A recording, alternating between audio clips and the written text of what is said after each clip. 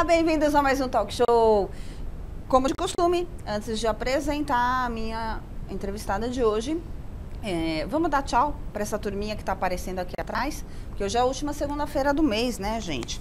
As obras que vocês estão vendo aí atrás são do Gustavo Costa Ferreira, ele é artista plástico e grafiteiro, do Eli Ayazaka, que é arquiteto e fotógrafo, costuma fotografar muito a cidade de São Paulo, do Henrique Hamler, que é artista plástico, e do Paulo Oliveira, que é também conhecido por Paulo Coruja, que é da banda Cracker Blues, que também é artista plástico, artista gráfico. Elas estiveram originalmente no cenário do talk show, cada artista em um mês, entre março e junho de 2014. E aí, semana que vem, a gente vai ter outras obras aí rolando e também homenageando outros artistas que passaram aqui pelo talk show. E se você quiser ter suas obras expostas aqui no nosso cenário virtual, entre em contato. É só entrar lá no Facebook, /programa talk show, entre em contato com a gente combina de colocar suas obras aqui para o mundo conhecer, né? E, gente, eu tenho aqui hoje comigo, é uma menina, tá? Mas ela é... A gente vai falar tudo que essa menina faz. É a Marina Ruivo. Tudo bem, Marina? Tudo jóia. Seja bem-vinda ao talk show. Eu que agradeço. Escritora, mestre em letras? Ou doutora? Já tá doutora em letras pela USP. Escreve para blog, Pô, você tá com uma coluna bacana na revista. Poxa, só tem gente chique aqui, a mais sequenguela aqui sou eu, gente. E a Marina tá aqui hoje pra gente falar um monte de coisa. Entre elas, tem essa obra que ela lançou, que é a Geração Armada. Eu acho que o pessoal vai mostrar aí a capa depois pra vocês.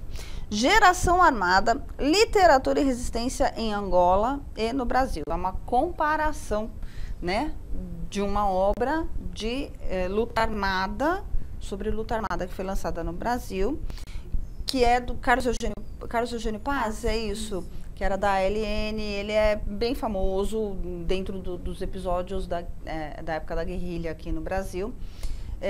E Pepe Tela, que é um autor que eu confesso eu não conhecia, que é um angolano, que se envolveu com a guerra de libertação de Angola e depois foi lutando, esteve em num cargo político e talvez como muitos aqui no Brasil se desencantou com algumas coisas, né? Menina, de onde surgiu a ideia, na verdade, do tema, né? Porque você fazia um curso de literatura comparada de língua portuguesa, né? Então você pode comparar temas Brasil-Portugal, Brasil-Angola e Brasil e outros tantos países que falam português. E você foi pegar justamente luta armada, né? Um tema polêmico. Brasil, Angola, e Angola, a história de Angola é uma história recente, né? De onde surgiu essa ideia? Então, a ideia, na verdade, eu comecei por Angola e não pelo Brasil. Ah! Fez o caminho contrário. Foi o caminho contrário. Eu comecei por Angola porque ainda na faculdade, na graduação, quando eu comecei a trajetória de pesquisa mesmo, que a gente chama iniciação científica, eu fui trabalhar com 2 obras do Pepe Tela. E eu me encantei com o Pepe Tela, na verdade, porque assim, eu comecei a travar contato no curso de literaturas africanas de língua portuguesa, a professora Rita Chaves, que depois foi a minha orientadora, que dá aula lá na USP ainda, né? Ela apresentou pra gente um semestre, são 4 semestres que a gente tem de literaturas africanas, ela apresentou um semestre de literatura angolana. E eu me encantei, que é uma coisa que a gente pouco conhece aqui, né? Eu não conhecia nada. Aí, de repente, eu comecei a ver, assim, uma trajetória, principalmente de poesia, ela tratou, em que os poetas estavam profundamente ligados à luta política, e depois o primeiro presidente angolano era um poeta, né? Que delícia! Neto. Então, Agostinho Neto. Eu falei, não, assim, aquilo foi muito forte pra mim, de repente uma nação construída por escritores, sabe? Toda uma coisa. E aí a gente que gosta de literatura, a gente viaja na maionese, acho que vai, né? E aí, assim, só que eu fui atrás de buscar um romancista. Que eu queria trabalhar com romance, que sempre foi o meu gênero favorito mesmo. E aí, nisso que eu acabei descobrindo Pepe Tela. Que, aliás, o nome dele não tem absolutamente nada a ver com Pepe Tela. Ele tem um nome comprido. Tem um nome comprido. E você sabe dizer de onde surgiu o apelido? Sei, mas não tem a ver, porque na verdade o nome dele é Arthur Carlos Maurício Pestana. Pestana é daí que veio.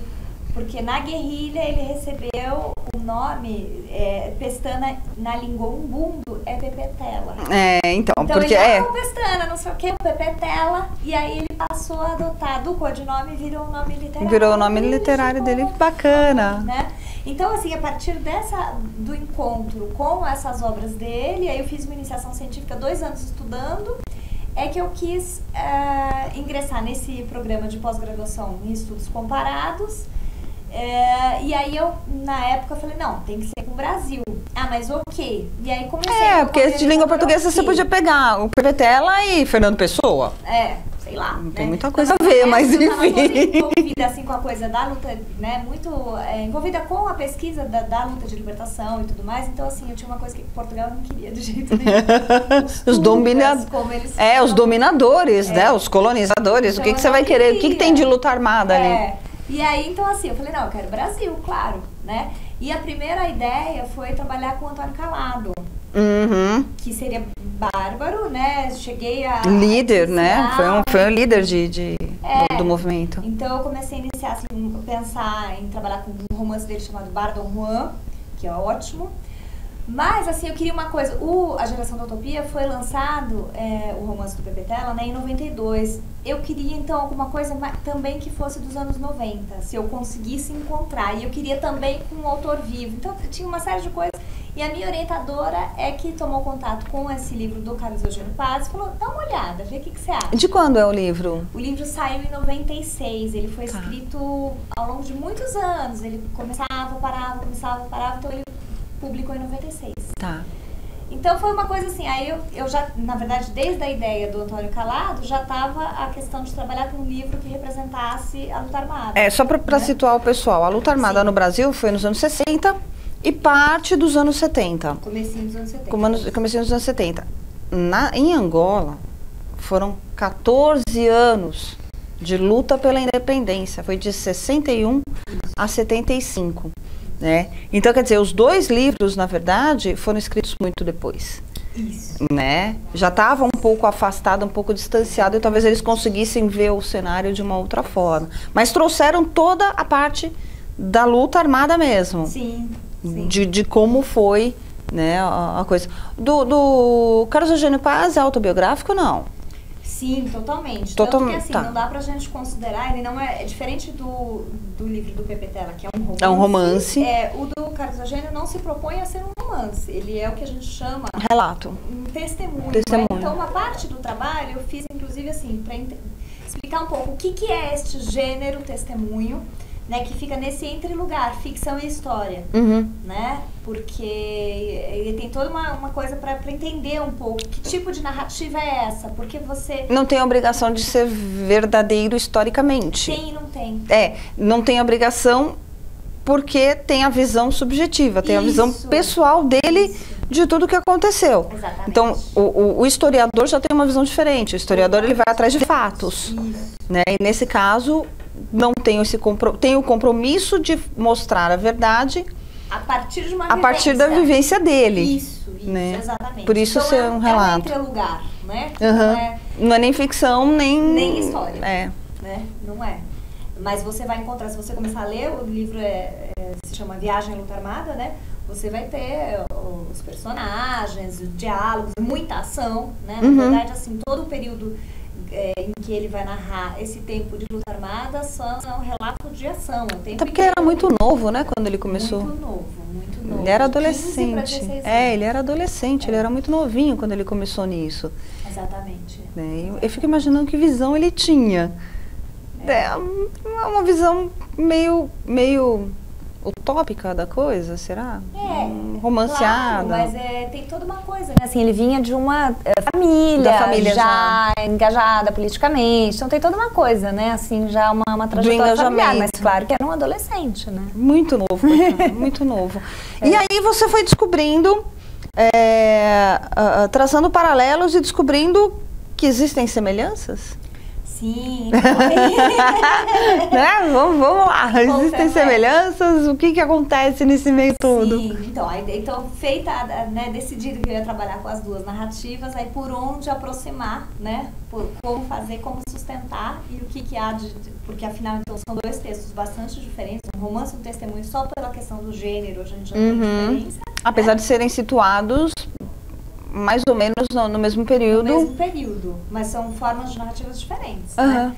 Então, o que eu fui tentando ver é assim, eles ambos têm esse olhar posterior para os acontecimentos, como você estava falando, né? Um olhar distanciado já, né? E um olhar que, na verdade, traz um sofrimento muito grande pela derrota nos ambos, dos dois lugares ali, né? A derrota que é diferente. São derrotas diferentes e são derrotas parciais, né? Sim, mas você tem, por exemplo, A Geração da Utopia é um romance de um desencanto muito grande, né? Embora haja, que é o do Pepe Tela. Que é do Pepe Tela. Uma permanência de que aquilo poderia ter resultado numa outra coisa, mas há um sofrimento muito grande. E no do Carlos Eugênio, você tem assim, o romance, o testemunho, né, a narrativa começa com ele no exílio, em Paris, pensando na derrota recém-ocorrida, uma derrota, em termos militares mesmo. Eu também quero ficar exilada em Paris. Todo mundo foi para Paris, eu não sou exilada, eu tô no Brasil. É porque acolhia, né? Era acolhedor, claro, e o primeiro que foi acolhendo todos os outros também, né? Não só da América Latina toda, da África, de uma série de coisas. Ele esteve em Paris, só que antes. Ele esteve em 61, 62, por aí, também. Já, porque já tinha uma tradição, a França tem essa tradição. Né? Ainda hoje bem, não né? É assim, né? Nem tanto, né? Mas continuemos. Mas então, ambos vão olhar para esse universo por este ângulo, mas por um ângulo que, assim, que vê pela derrota, mas vê insistindo no quanto... Não é só uma insistência no sonho, mas eu vou falar... vou tratar insistência na ideologia.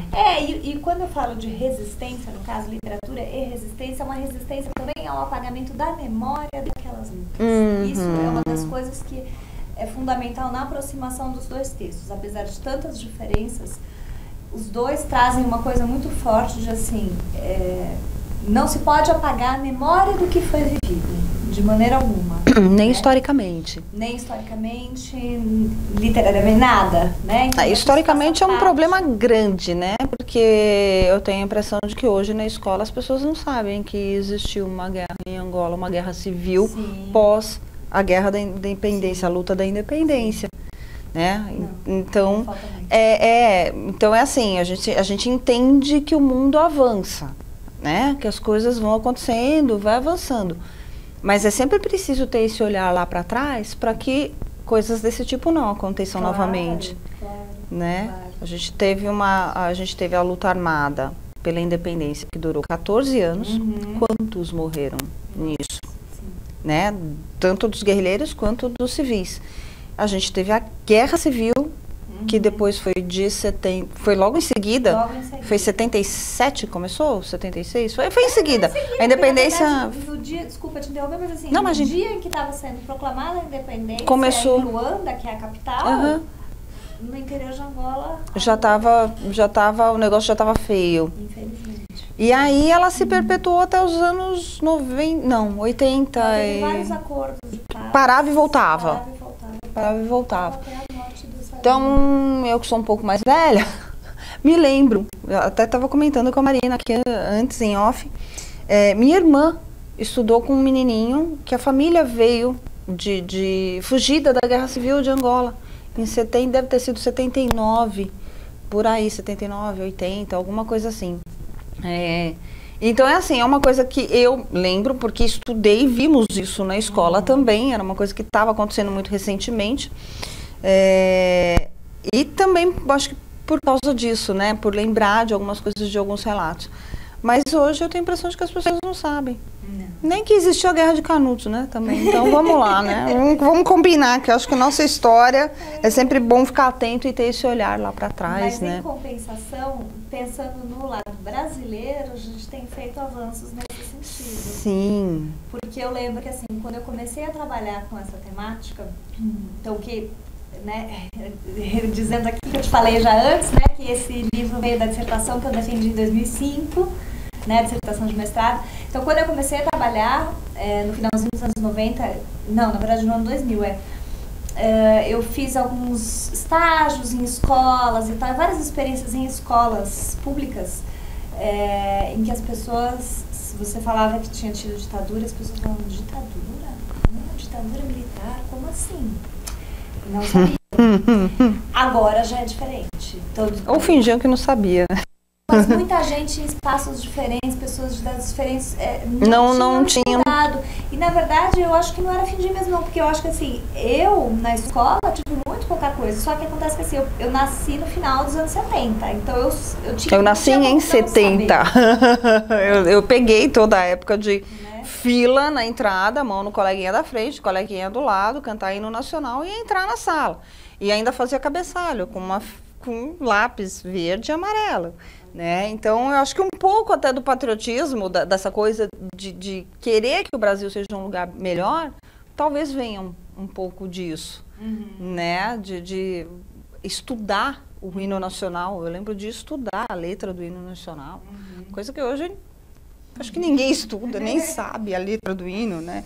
Não sei, mas enfim, eu acho que vem um pouco disso. E eu não sei, não consigo acreditar que as pessoas não sabiam disso. Não sabiam, porque na verdade você tem um vácuo geracional mesmo. Sim. E aí cresceu, já nasceu depois e não teve na escola. Se você não tem na escola, você não tem como saber.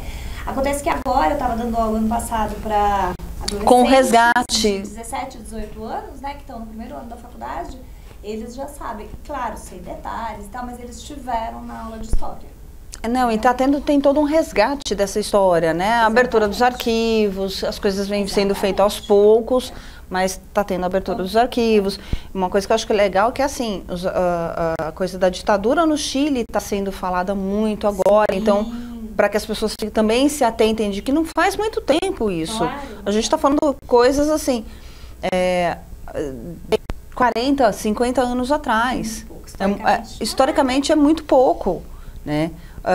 Estava assistindo esse fim de semana o filme Selma, que fala sobre a marcha do Martin Luther King, que vai de Selma Montgomery, e mostra a luta dos negros, e mostra Ku Klux Klan, mostra o cara sendo baleado ali por nada, correu da polícia, o cara foi, encurralou e baleou, matou o rapaz, Jimmy Lee, alguma coisa.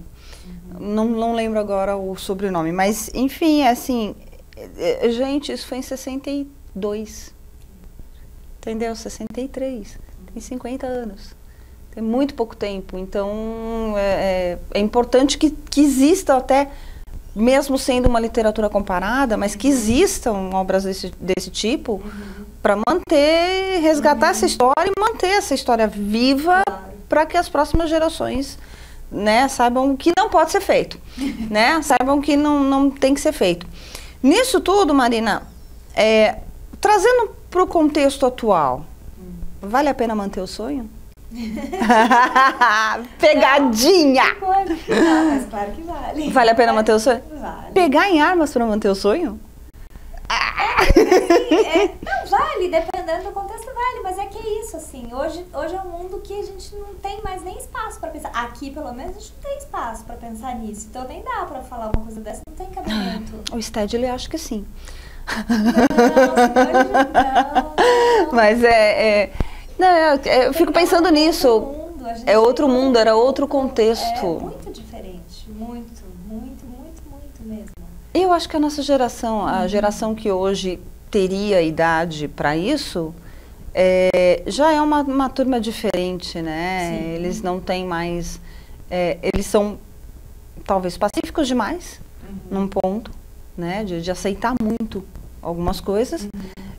E ao mesmo tempo, acho que a parte intelectual é a que está prevalecendo né, se pegar a turma de 17, 18 anos na faculdade, né, estão entrando cedo, né, estão tendo acesso muito mais fácil, muito mais rápido, né, isso, se a gente for falar de 25 anos atrás, entrar na USP não era nada fácil, gente. Eu não passei na primeira fase 2 vezes, uma vez por 1 ponto, outra vez por 2.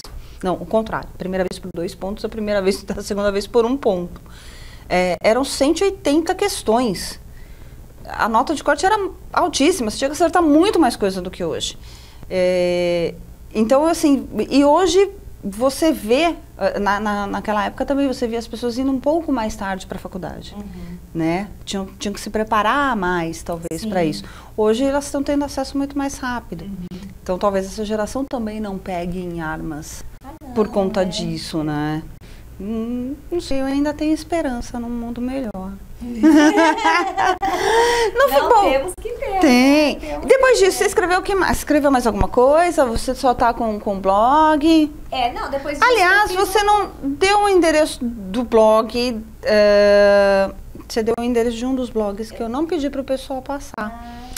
Mas eu queria que você desse o endereço de onde você escreve as colunas. Sim, a coluna é Revista Pausa. Revista Pausa. Só colocar no Google Revista Pausa. Me vinha a Revista Piauí na cabeça, agora eu não tinha anotado. A esperteza aqui, né, não anotou o nome. Mas me vinha a Revista Piauí. Eu falei, mas não é a Revista Piauí. Revista Pausa. É uma coluna que eu inaugurei agora há pouco tempo, que se uma revista chama Marinando Palavras. Marinando Palavras, opa, perfeito, por que não? Tá certo, Marinando Palavras, tá aí um trocadilho com o seu nome, mas que vale a pena. E lá você escreve sobre literatura. Sobre literatura, tanto... É uma revista voltada, uma revista eletrônica voltada para a cultura. Artes, em geral. Tá. Isso, exatamente. Eu escrevo sobre literatura, tanto resenhas, quanto eu também ponho lá os meus contos e crônicas. Porque você tem um outro blog que é onde você coloca as suas coisas. Isso, que chama-se Arrastão no Mar Sem Fim. Letras e leituras de Marina Ruivo. Que é bacana também, gente. Eu dei uma passada lá, é bem legal. Projetos que anda fazendo. Sim, só para te comentar rapidamente, você falou depois desse, então eu não publiquei, mas eu escrevi a tese que eu quero. Tá engavetado, né? Que foi sobre daqui 10 anos? Não, espero que não. Porque ela demorou 10 anos para publicar esse, né?